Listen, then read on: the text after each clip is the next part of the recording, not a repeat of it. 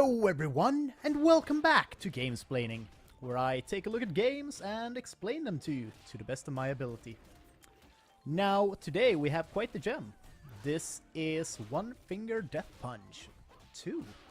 For those of you that have not played the first game, it is quite the simple concept, really. You have two buttons.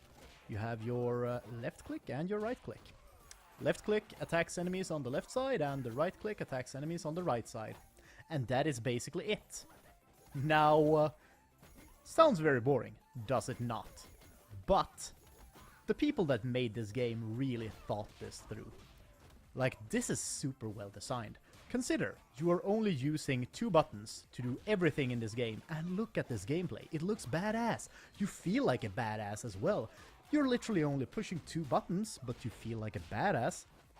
And it is very entertaining to play. It is bloody, it is brutal, it is all those things, but it is also very entertaining. Now, I guess what you could say about One Finger Death Punch is that it is a wave defense kind of game.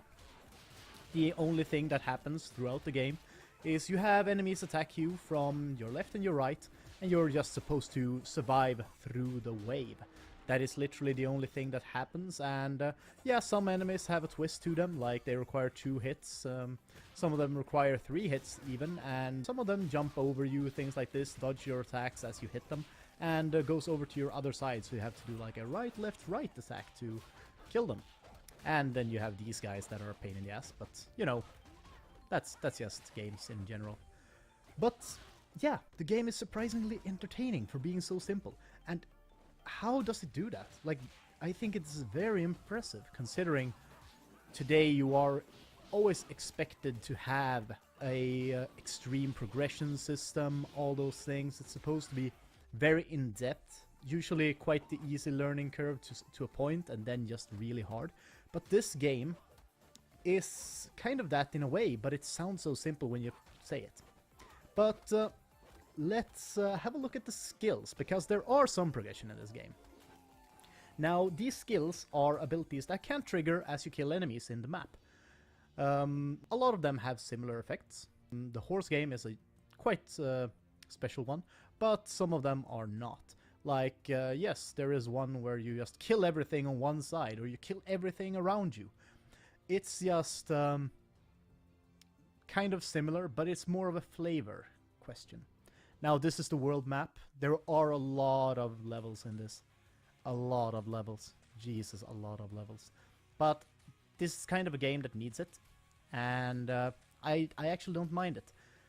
Because the level doesn't take that long. You can play a level in like 1-2 minutes, maybe. Easily. Some of the longer levels obviously take a longer time, but there's not really a huge investment concerning time when playing a level. And I kind of like that. This is kind of a go-to game where you just, you have a little time to kill, you don't want to get into anything too serious, you don't want to play maybe online, anything like that. You can just do a little bit of this.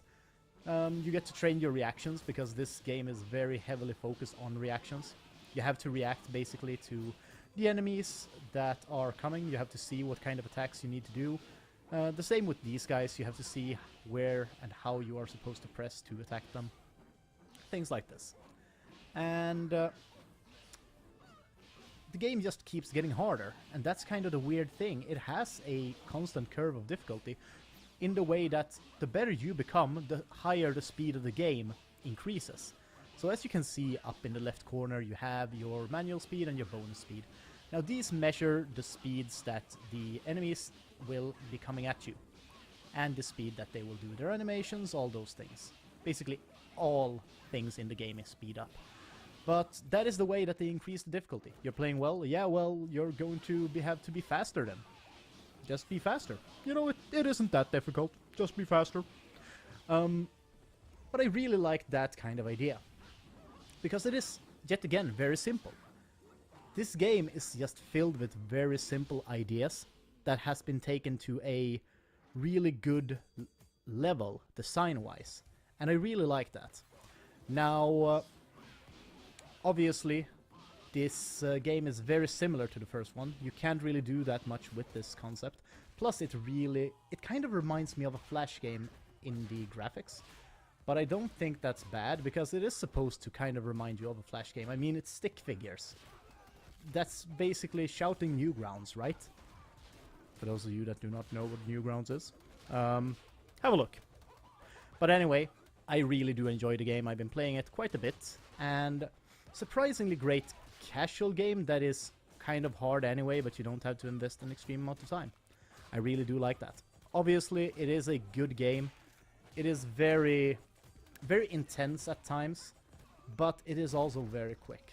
So I really like that. The single player and the style of the game is a really good choice.